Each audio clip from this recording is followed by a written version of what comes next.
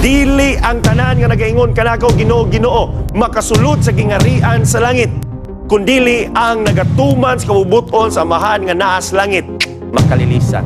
Taghantang makitaan mga kapaglaom nga mga kaigsunan nga dasig kay tanan, pero dihang nalaylo na ni biya na sa Ginoo, diha pa nagka-diabetes, diha pa taon ni balik sa Ginoo. Usa lang kagabiing nahitabo, diri na nabulabog ang mga batasan nila. Nga naman, Peter versus Judas or Judas versus Peter.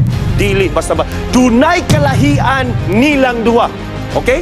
Kang Pedro o kang Judas. Dunay gyoy mga tao. Tanan ba inosente kay ka? Okay na kay mong pagalagad, naningkamot ka, pero naapoy mga tao, murag si Pedro, murag si Juan, nga ibudhi ka, nga i-deny ka, tubangan, and then biktima ka. Unsaon nato ni mga kapaglaw. Kabalo ba mo? Dunay istorya nga ako i-share sa inyo. Diha rapod sa Biblia. I'm sure, kabalo na mo ani. Kaya nga naman, kung kaya ni aning bataa, kaya gid siguro gid ninyo ni mga kapaglaw. Let's go!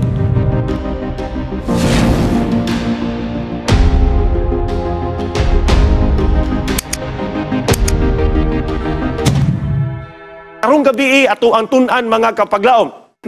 If evil thoughts and imaginations are nurtured and fed, they eventually lead to outward acts of sin. Okay? Kung ang tao gani maghilom-hilom, gani ingon sa proverbio, nga ang bisan gani ang taong buang or buang-buang maghilom ra gani sa skilid, mailag, tawahan na basig ngilngig na, murag sinaduron man kay barog. Pero barog ra day mga kapagloom, makita ra gid di ay na ang unsay nasulod siyang kasing-kasing once nga musturya ug mulihok siya. So our faith follow where our hearts and minds and thoughts have already gone.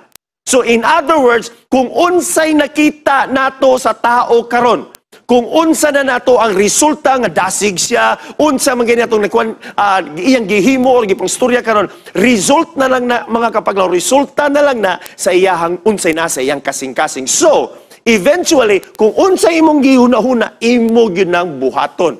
Okay, ato na ibawang kagabi, sow a thought, reap an action. Sow an action, reap a habit. Sow a habit, reap a character. And sow a character, reap destiny. Mga kapaglaom, ingon pa diri, For as he thinketh in his heart, so he siko. Unsay nasa iyahang kasing-kasing, mahimo ra gid niya.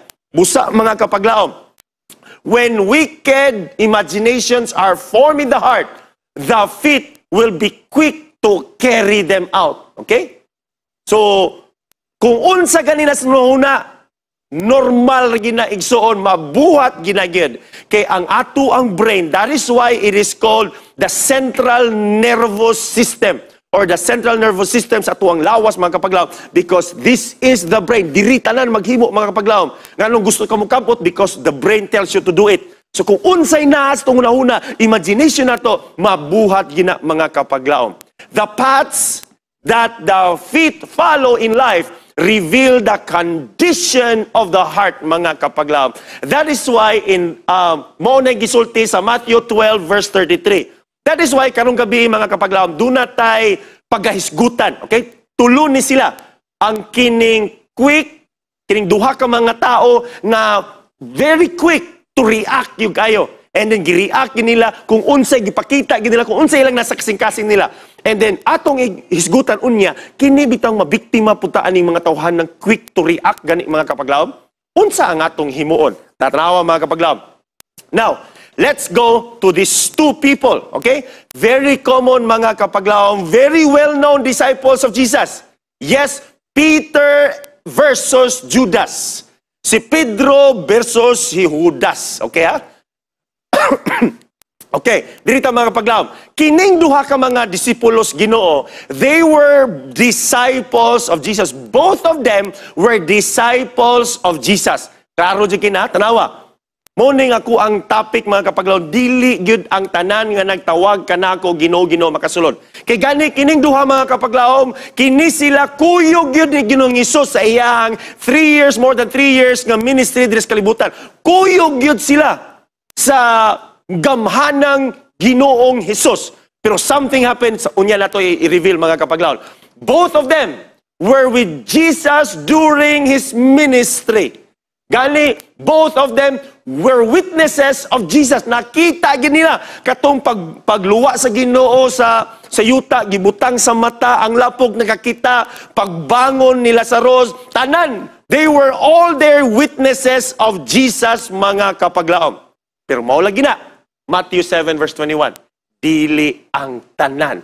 Maunang importante nga ato ginang ibutang sa una, mga kapaglaom, dili kita magsalig. Okay? Next, both could cast demons and heal the sick. Uy, gitagaan po sila gahoms Ginoo, mga kapaglaom. To cast out demons and heal the sick. And unsa pa yun? Both held an important task with Jesus. Kabalo ba mo si trabaho ni ining Judas? Judas was the bagman. Dili nang negative side sa bagman yung sa salida niyo makita. Kundi siya yun ang treasurer.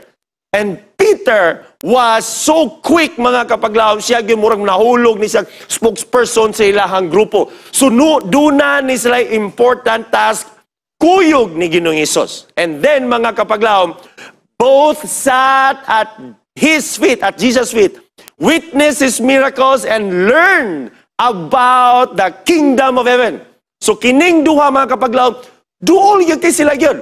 First hand, makita nila ang gipanghimo ni Ginoong Hesus. However, dunay kalahian ni ining mga tawana because nang gawas, mga kapaglaom, kung unsay nas kasing-kasing, the feet will eventually do it, mga kapaglaom, kung unsay na sa atong mga kasing-kasing. Okay? Now, usa lang kagabiing nahitabo, diri na nabulabog ang mga batasan nila. Nga naman, diri na ta, Peter versus Judas. Or Judas versus Peter. Now, Judas called Jesus Rabbi, while Peter called Jesus the Christ. Unsa may kalahian na ni? According sa uban nga mga scholars, mga kapaglaon, sa diha bitaw ningon si Jesus, usabi sa inyo ha, magbudhi ka nako, mubitray nako, ingon na, is it I, is it I, is it I, my Lord, is it I, my Lord? Pero kang Judas, nganong dili kay siya connected kang Jesus, nganong ang iyang lagi gigunitan, katulad yung pila iyang makutot sa maong sa lapi nga ilang maalikom, mga kapaglaw, was because kini nga storya niya, pagsulti niya, ingon siya, is it me, Rabbi? Lahi ang iyang gistorya. Kaya nga naman, para sa iya, if you dig deeper anang Rabbi, mga kapaglaw, for Judas, Jesus was just a mere man. But for Peter, ingon pa ni Ginoong Hesus, Pedro, unsa kay sulti sa uban? Ikaw daw si Maoni, ikaw daw si Elijah, ikaw daw ng prophet ng maabot. Pero Pedro, unsa imong gikasulti para sa kuha? Ingon siya, Ginoong Hesus, ikaw maos Kristo. And you know what? Because of that, Jesus declared, Peter, upon this rock, I will build my church. Mga kapaglaom, dili basta ba. Dunay kalahian nilang duha. Okay? Kang Pedro o kang Judas. Next, Judas was so greedy. Kabalo ba mo sa nahitabo, sa dihang si Mary Magdalene nagbuak atong alabaster box. Ingon sa kasayang bagid anay, may pagipanghatag mis pobre. Oy, sweeto po kay sa mga kapaglaw, no? Ingon para sa pobre kay nga naman, kung pobre, sige tagui lang sa anak kay mangita pa tag pobre. Meaning ibutang sa gyud to sa iyang treasury. Kay hut-hutan to niya, mga kapaglaw. But Peter was proud and quick-tempered. Okay? Peter was so proud and he was quick-tempered kay kada nay muriak against Jesus. Si Pedro yun, kabantay mo itong giputlan niyang dalunggan. Mao gini yun. Putlan niyo, Jesus dihay, dakpon ninyo, kuha siyang sword, mga kapaglaom, iyahang espada, laslasan niya, may gani na dalunggan. Giuli na po ni Ginoong Hesus. Kinsa pa yun silang doon, mga kapaglaom. Judas betrayed Jesus. Peter denied Jesus. Mga kapaglaong pila sa tuan ni ani. Sa panahon na gani, nga daghan kaayo tag mga appointments, daghan na kay tag mga kabilinggan sa kinabuhi, mga kapaglaong, kapila nato i-betray, kapila nato i-deny Ginoong Hesus. Okay? Because what's inside our heart will eventually come out, mga kapaglaom, sa atuang mga binuhatan. Now, kining atuang mga kapaglaom na pagyudiri, Judas sold Jesus for 30 pieces of silver for financial gain. Ang butog nga nung 30 pieces ramang yun po si Jesus. Mga kapaglaom, according to some scholars, nga nung 30 pieces of silver, wak naging siya ngayog house and lot, wak naging siya ngayog piece of land, nga nung 30 pieces of silver. Kaya nga naman, ang iya ginahuna, financial gain yun. So para sa iya, dako na siguro yun kay ito. Just imagine, kano wak yun siya I don't know kung minilyo ni. Kaya kung dili ni minilyo ng pagbaligyan na kaginoong Isos, pertig yung pakyasan ni Judas. So probably 30 pieces of silver, mga kapaglaom, para sa iya was grabe nga dakong akwarta. But you know what? Kinsa ni Pedro? Peter disowned Jesus to save himself from pain and struggle. Makalilisan. In just one evening, kining duha na separate yun. Unsa kaha ang problema kailangan magian pa nato mga kapaglaom para makita yun kung unsa ang naa sa ato ang mga kasing-kasing. Daghan tang makitaan mga kapaglaom nga mga kaigsunan nga dasig kay tanan pero dihang nalaylo na ni biya na sa Ginoo, diha pa nagka-diabetes, ay pa taw ni balik sa Ginoo. Daghan ko, dila na ako i-mention mga kapaglaom, kaya wa ko kapangutana, kapangayo og permission sila. Pero daghan kay tang mga testimonies. Nga sa dihang okay ang tanan, sa dihang nila wala sila sa Ginoo, okay kayo. Pero sa dihang nagkasakit na kabilinggan sa tubangan, ay pa nakaamgo nga, di gini ni mahayong Ginoo. Balik sa Ginoo, ni balik sa Ginoo, pero wa na, ni action nagkabalaka. Mga kapaglaom, unsa kay naa sa imong kasing-kasing karon. I hope nga ini gawas ana mga kapaglaom. I hope makita sa Ginoo nga you are really pure and honest imong pag-alagad sa Ginoo. Mga kapaglaom, tanawa, in just one evening, si Judas nagpakamatay, naghikog. Peter committed his life to Jesus. Liman ka na. But all of them had a very big mistake, major mistake, atubangan or sala, atubangan sa Ginoo mga kapaglaom. Si Judas, gibaligyan si Ginoong Hesus. Pedro, iyang gidison, iyang gitakwil si Jesus. Pero ang kalahian aning duha, Judas ended his life, Peter recommitted his life to Jesus. Kumusta kahata mga kapaglaom? Kabalo ba mo? After sa resurrection, after sa resurrection, nabanhaw si Ginoong Hesus, Peter recommitted his life to his Lord. He still was not perfect. Kaya basing ang una-una man nga, pag-rebaptize na tanga, okay na kayo ni, pero pag makasayo, pero mandaigyapo ko, may pagwa na lang ko nagpa-rebaptize. Mga kapaglaom, tanawa, ingon pa sa Galatians 2, verse 11 to 21, Peter was not perfect. He was not perfect nga inighuman natong nag-recommit sa Ginoo, perfecto na siya. Mga kapaglaom, no, there was a struggle. It reminded him to live like Christ. Peter corrected his behavior. Peter's walk as a believer was one of growth, facing his sins. Sige sa katubang sa iyang sala, nga iyang gibudi niya, ang iyang Ginoo niya, iyang gitakwil ang Ginoo. He was repenting and growing. I hope nga ing anak ng mga kapaglaom, no?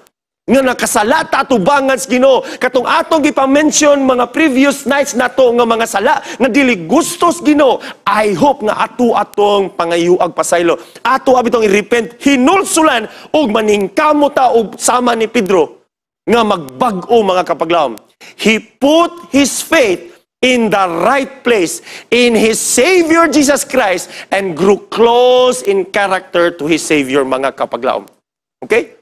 Kaya nga naman, whether we like it or not, mga kapaglaom, do na yo'y mga tao.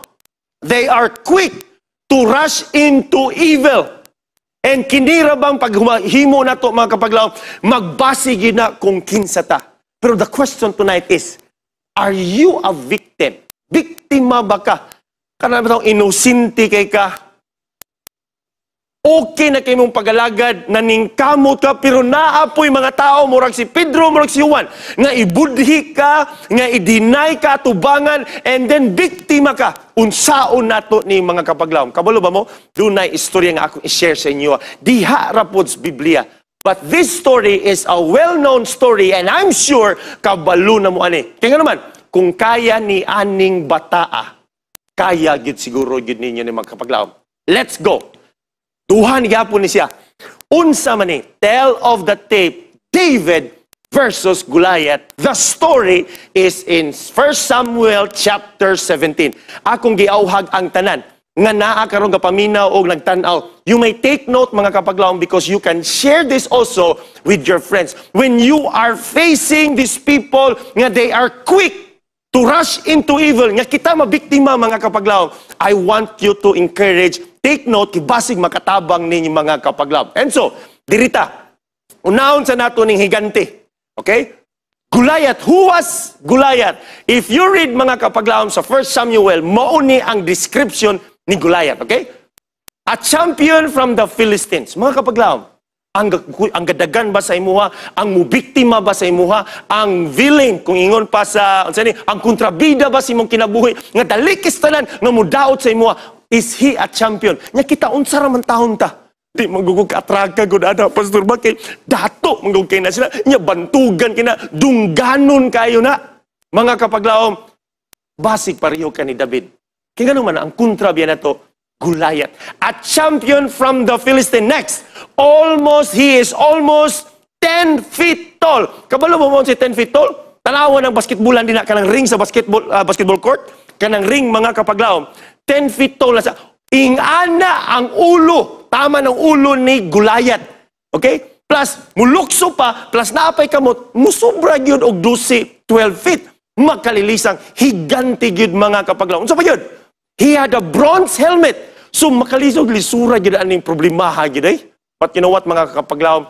When you are faced, when you feel that you are being victimized, when you are faced with big problems, kining problemaha, muragyog, di yun makaya, kaya kung imong uluhon, na may helmet. Nya kung imuhang igon diri skilid, naaman po'y coat nga iyang gisuot niya, bronze pa yun. Unsa pa yun? Di man ako makayang ulo, di man ako maagtang kay na may helmet, diri ta kiliron, pero na may armor. And then, tiilo na to, kay gamay raman ta, putot raman kita. Pag tiil po nimo, naapoy bronze nga greaves, diha sa iyang shin guard, kung saan yung pagpildihan eh. Mga kapaglaom, naapoy yun sa weapon niya, bronze javelin, bangkaw, nga nagbit-bi iyang gisling sa iyang gilap, iyang butang siyang likod niya. And then, his spear shaft was like a weaver's rod. Katong iyaha bitawng spear, mga kapaglaom, ang iyahang bangkaw niya. Pirti yun. Pirting taasa, makalilisang. So mga kapaglaom, napagyod siya itigbit-bit sa iyahang tabing. Masao na nato ni pagpildihan ni mga kapaglaom. Mga kapaglaom, remember that kining kalaban na to, di gyud basta-basta. Because Satan in the last days will do his best to destroy and kill us. However, diri sa laban mga kapaglaom versus Goliath and David, guwapo kayong istorya ni mga kapaglaom because there were conditions of the fight. Morning condition. Every day, for 40 days mga kapaglaom, sige gawas because it was like a valley maguto mga kapaglaom. Anadri. So this was Philistine versus ibabaw diripod mga kapaglaom na diripod ang Israelites. And so under King Saul. And so every day sige syagit kini si Goliath. Ingon na yun siya, Haring Saul, gawas din na. Okay? Laban na. Kaya ang atuang kondisyon, ingon pa niya, kung naay makapildi kanako, kaming tanan, nagsabot nami. Tanan mga sundalo, ma-under ninyo mahimong ulipon. We will become slaves, subjects to you. Pero kamo ang mapildi, Haring Saul, kamo tanan mamahimong ulipon. Sabot ta. Di nataangay magdaghang pagdinaganay, magdusok diri magpinatyanay, kundi isa-isa lang. It was a representative combat, mga kapaglaom. And so, every day for 40 days, nasigi gawas to si Goliath. And so, you know what happened? So, wa pa man yun, 40 days man sila sa istorya. On the other side, kinsa man ni mo na yung gisulti mga kapaglaom ni Goliath. Then Philistine said, "This day I defy." Ingon pa niya, karong adlaw akong hagiton ang sundalo sa mga Israelhanon. Give me a man. Let us fight each other. And you know what, mga kapaglaom? On hearing the Philistines' words, sa dihang nakadungog sila sa dakong tingog ni Goliath, tanan taon, nanguli silang balay, ang balay silang tent, nangahadlok, talawa ang pag-describe sa Biblia, they were dismayed, na diskuryo, and they were terrified. Nangahadlok sila, kibasig pilion sila ni Saul, atak ka to. Eh, niya, kung patakon ka dito, mapildi na hinuon ka, kadsawan pa hinuon ka. Pero kinig yun sa Goliath, mga kapaglaom, mo ginigingon diri, feet that are quick to rush into evil. Pero tanawa, unsaon, ipagbatol na to anirol mga kapaglaom. And so, for 40 days, balik-balik siya mga kapaglaom. And so, kinsa man is David. On the other side, dito sa karniro mga kapaglaom, nagbantay karniro, David was the youngest. Aside ni contrary or against kang Goliath, Goliath was a champion, David was the youngest among 8 brothers. And then, he was a shepherd boy. Goliath was a warrior, makalilisang. He was just a teenager. Unsa pa yun? He was young and good-looking. Perting tisuya ginis David yun. And then, ang iyahang weapon, he had only a sling and a stone is his weapon. Okay? Unsa pa yun? He feared God above anything else. He feared God above anything else. And God is before him. And mga kapaglaom, as he was talking with them, Goliath, the Philistine champion from Gath, stepped out of his lines and shouted his usual defiance. And you know what, mga kapaglaom? On that day, okay, ni Anang adlaw mga kapaglaom, ingon ang papa ni David, si Jesse. Sa dung. Alis ako, David, dadar guni dito, guni si mga magulang god. Yung magulang niya, pareho bito sa Korean government, mga kapaglaom, nga ang mga kuya, at the age of 19, 20, and 21, dapat mo enlist yun sa army. Muna sa Korea, mga kapaglaom. And so, ing-ani po ng ginahimo ni atong panahon na. And so, na-enlist sa army ang yang kuya, si Eliab, si Shammah, o si Abinadab. And so, ingon na yung Papa David, dadaan yung pagkaon ito. Kaya gimingaw, yun siguro ginahimo ang mga igsuon, giba, o pagkaon. Dadaan dito, hapit ito sa Jollibee dito. Hapit po dito sa Chowking, Yadapita, sa kanang kanang dool din na sa SM Uptown. Hapit yun. And dadaan dito, so sayos buntag mga kapaglaon, dala dito si David. And then, pag-abot niya dito mga kapaglaom, nangitas siyang kuya, dahil mga burger diri, naigwapo ka diri, dapat ito yung kining sinamon diri nga, gidalagyod na ako, giparagyod sa inyo ha. And so sa dihangan ni gawas igsuon, timing kayo nga si Goliath misyagit. And so he stepped out and defied again on the 4th day nga naas David. Okay ha? And so, mga kapaglaon, sa dihang nakadungog, natingala si David nga, ang mga sundalo, 3-star general, 4-star general, nanulod mas kwarto naman noon sa tent, nangahadlok, siya ko'y asa naman mo. And then, mga kapaglaon, verse 24, whenever the Israelites saw the man, they all fled from him in great fear. Pero David was there. Verse 26, tanaw mga kapaglaon, David asked the man standing near him, so, oy, quick ka, unsa di mahitabo, kung ang tao, unsa may tabo sa tao nga makapatay ni ining Pilistihanon ug makakuha sa mga pagbiay niya sa Israel. Tanawa ni sunod mga kapaglaw, makalilisan. Ingon pa ni David, kinsa maning, ako na lang in-Ingleson ni mga kapaglaw, timurag lisod, magkini binisay oni. Who is this uncircumcised Philistine that he should defy the armies of the living God? Kung sa binisaya pa, kinsa maning, kung sa gani ito, uncircumcised, ayaw lang yun, magya pa mo kadungog sa pangpangutan-on mo mga kapaglaw.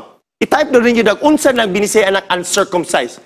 Ingon pa ni David, young boy, ingon pa niya, kinsa maning, nga pilis, ato na lang yun, i-censor mga kapaglaw. Lain na ba yun kayo ng binisaya aning uncircumcised? 5 ka na, bata, shepherd boy, siling lang ang bit-bit, niingon siya nga, nga Pilistihanon. And everyone, kuyawan ning batao, si general wa manggani, si elder wala manggani, pero kining batao makalilisang And so mga kapaglaom, tanan na bulabog, uy, kuyawan kanang bata ba, nag-ingon siya, kanang higanti din nga 10 feet tall, nga Pilistihanon. Ha, mauba, mga kapaglaom, tanan na kadungog. And so nag-trending, gipost sa Facebook, hashtag, nga Pilistihanon. And then, nagbutang sa Twitter and Instagram, nga Pilistihanon. Hala, nag-trending. Nakaabot o nakadungog ang iyang kuya. Ang iyang kuya nga kinamagwangan niyang kuya, si Eliab.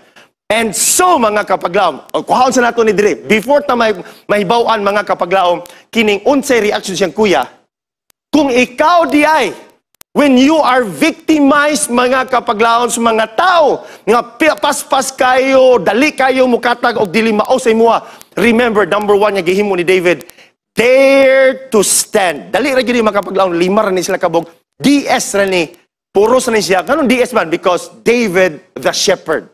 DS na siya. Number 1, I hope ngayon yun yung ma-memorize. Dare to stand. Okay ha? Mubarog sa igsoon. Kaya naman, 5 kas bata pa lang daan sa pagka-teenager niya. Sa iyahang pagkadasig Ginoo, he dared to stand. Ingon pa niya, kinsa maning tut nga Pilistihanon. 5 ka na. Mga kapaglaom sa diyang nakadungog ngayang kuya. Ha, tanawa. Verse 28, when Eliab, David's oldest brother, heard him speaking with the men, he burned with anger. Nanong ani man ka dire? Why have you come down here? And with whom did you leave the few sheep in the wilderness? I know how conceited you are and how wicked your heart is. You came down only to watch the battle. Ulay dito sa balay. Mga kapaglaom, kung ikaw kasab-an sa imuhang pastor, sa imuhang elder, bag-o pagani ka na bautismuhan, mura naman kaginsa. Mga kapaglaom, unsa kinahitabo ni David? Sa diyang gikasapan si kuya, ningan sabi, sige lang, pagkadako na lang ginagaw, kaya uli na lang siya. Ambit na lang to ako, ang suman ng gibit-bit ay. Ambit tong Jollibee dito, ulit na lang ko, ambit tong burger. Ni uli ba siya mga kapaglaom? No. He stayed. Kabalubo sa gingon niya. Rawa, ingon pa ni David, unsa di akong gihimo day, kuya? Wa ba di ko katungod nga musturya? And then, verse 30, mga kapaglaom, he turned away. Limang ka na, iyahang, di wala man sa disrespect mga kapaglaom, kaya wa man yun naminaw yung kuya. He turned away, and everyone said, loh, kining bataa, dili lang kay iyang giingnan nga tong kontra, tut, nga Pilistihanon. But this little boy, wala naminaw siyang kuya. Kaya naman, basig, unsa ginasi ang kasing-kasing, mo result kung unsa imong gusto yung makapaglaom. Okay? And so, kung di ka maminaw sa kokya, okay, I will talk to other people. And so, mga kapaglaom, what David said was overheard and reported to Saul. And then, mga kapaglaom, sila itabo, sa dihang nakadaog ng trending naman, ambot na siguro to Facebook ng panahon na, nakakita man po si Saul po. Sa dihang kasabanan ka mga kapaglaom, the next DS, kaganina, dare to stand. Sa dihang kasabaan ka mga kapaglaom, number 2, when people throw bad things at you, unsay ingon ni mga kapaglaom, kung naakastarong, mo ni ang gihimo ni David. Number 2 is, don't shrink. Don't shrink. Ayaw og kakunog nga awa na giday ko ani. Di giday ko tungod kay di man gud ta ka-donate gud sa iglesia, wa na gid istorya gid ani. Mga kapaglaom, as long as sakto ang imong timing nimo. Kay damang gyud uban, ingon mi to sa Pastor Brian, di gid sige istoryahan ta mo. Makig-away na pud hinuong ka nung donate mo. Ayaw pod. Timingon nato mga kapaglaom, okay? Timingon nato. Kay ang panahon mga kapaglaom, wa gid ta na gyud kay moagir gyud ang panahon. Pero nga tuwa ni timing ra gyud. So, dare to stand. Number 2, mga kapaglaom, don't shrink. Ayaw, sige lang, ani, regidi, ay, gid me, ani. Mas maayo man mo, mga kapaglaom. Like David, don't shrink. Why? Because he knows what's in his heart. And eventually, mga kapaglaom, mugawas lagi, tarawaw siya may tabo niya. And so, ayaw kalimot sa number 2. And so, gitawag si David, mga kapaglaom, dito sa Kang Saul. Balik ko sa ito, para di mo magbasa. Sa dihang padulong na siya, ingon na yun si Saul, mga kapaglaom, paniar guguan ng tawhana daw, be? Kanang niingon nga atong kontra, tut, nga Pilistihanon. Paniar na. So, gitawag si David, mga kapaglaom. So, sibugis. So, nakita siguro mga kapaglaom, the whole platoon or the whole army of Israel. Ingon dahil itong general siguro, ato na nganlan og General Lloyd. Nahaam yung General Lloyd, kuyo yung midirikaron. General, sibugi. Gisibugan mga kapaglaom, pagsibog dito, mauna diri. And then, ingon dahil itong nagpapaypay siguro King Saul siguro. Uy, Haring Saul, nanataon to yung gipatawag ko, katong ingon ni mo nga nag-trending karon sa Facebook. So, moment, sa tagaid ako kining telescope. Pagtanaw niya, kini, kadakong abs, pating dako kay buktol. Bantog lang makaingon gini siya nga, tut, nga Pilistihanon itong kontra. Ingon na itong nagpaypay niya. Senyor Hari, sorry, dili na mao. Kay kanang imong giingon nga dakog abs, si General Lloyd na, 5-star general na. Sumaw ba? Naog-naog, ubus-ubusa gamay imong pagtanaw sa imong teleskop. Pagtanaw niya, hala! Bata pa man ni, mga kapagtanawa. Ingon din si David, Senyor Hari, at your service. Let no man lose heart on account of this Philistine. Let your servant go and fight him. Okay? Makikaway ko, ingon dahil sa bata pa man kay Kadung. Ikaw na din, naunsa ni, basig na scam ta ni, basig fake news ni, sigurado ka, tanawag, idaot din siya ni Saul. Actually, na-discourage si Saul sa iyang pagkita giniya. Kaya ingon pa niya, verse 33, you are not able to go out against this Philistine and fight him. You are only a young man, and he has been a warrior from his youth. Bata, bagay kang siya. Sundalo na sa pagkabata. Meaning, ang iyang ikaw nagkamang pagka, kining tawhanan, ang iyang plato ani bungo na sa tao. Nga ikaw, sa may muha. Nga anhi pa yung kadiri. Gusto pa siya makiglaban. Mga kapaglaom ni Ingon dayon Ingon dayon si Haring Saul. Sige daw, dong.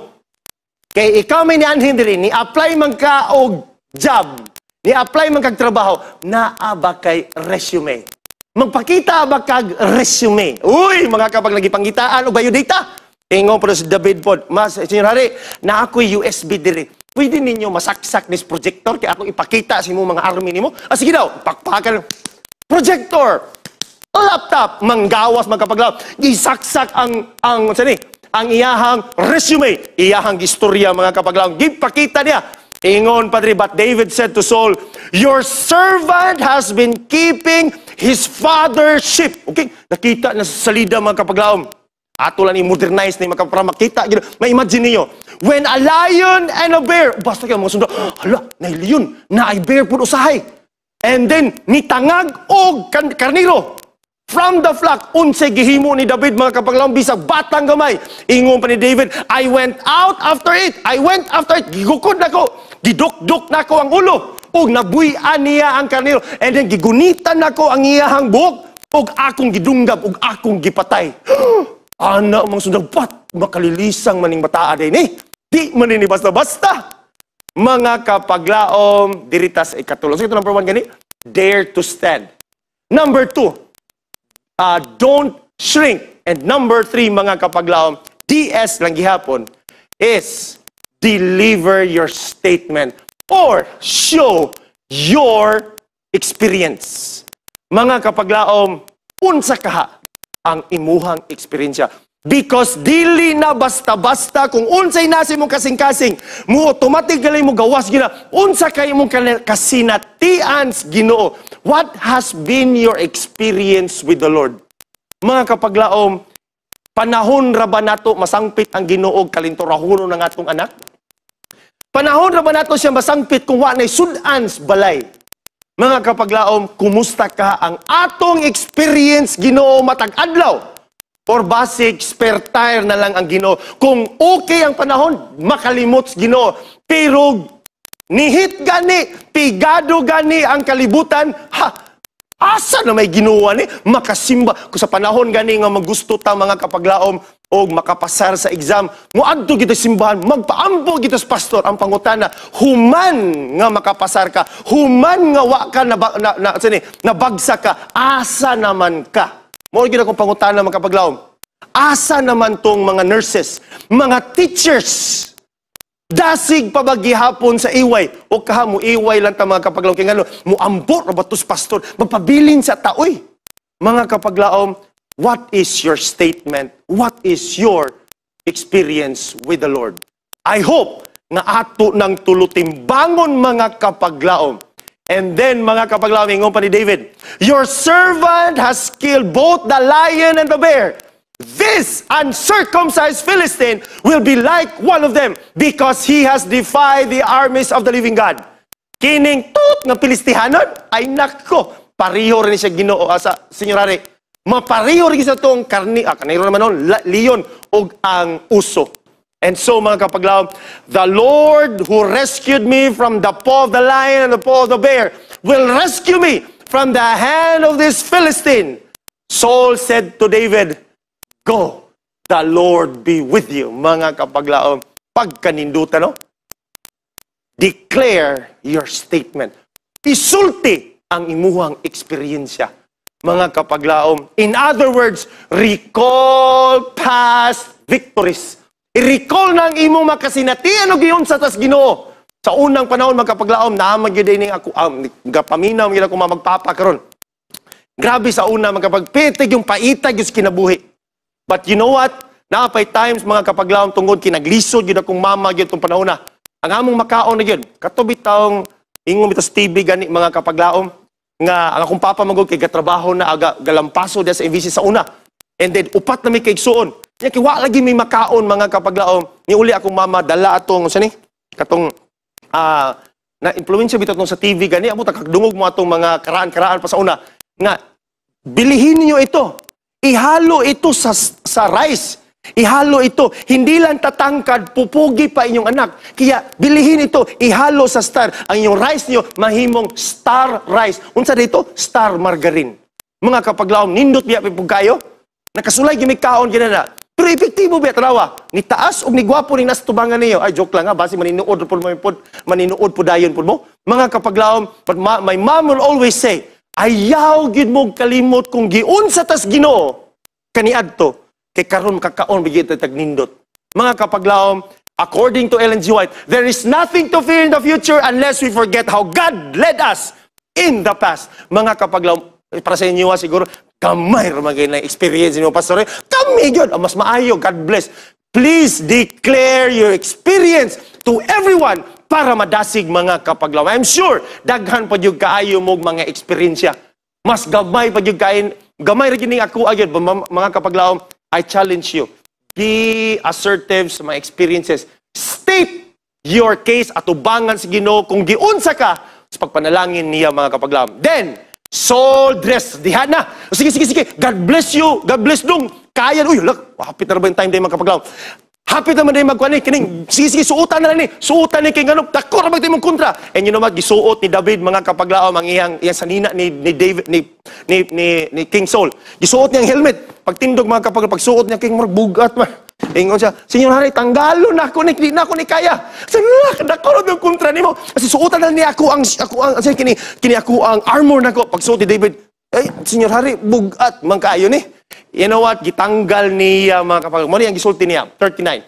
I cannot go in this, he said to Saul, because I am not used to them. Wa kumaanad ali. Mga kapaglaom pagkanindot. Kung dili di tanaanad, ayaw pagpretend. In other words, number 4 mga kapaglaom. Don't ever sham. Sham means pretentious or pretend, mga kapaglaom. Don't ever sham. Ayaw pag-atik-atik din na. Okay? Kung dili kaya mga kapaglaom, sulti mong mga elders. Sulti ang pastor. Ayaw pagpakaroning nun. Pareha tong kontra ni ni Ruin Padilla sa utol kong hudlom. Asong bagay na. Ingon pa ito sidekick niya.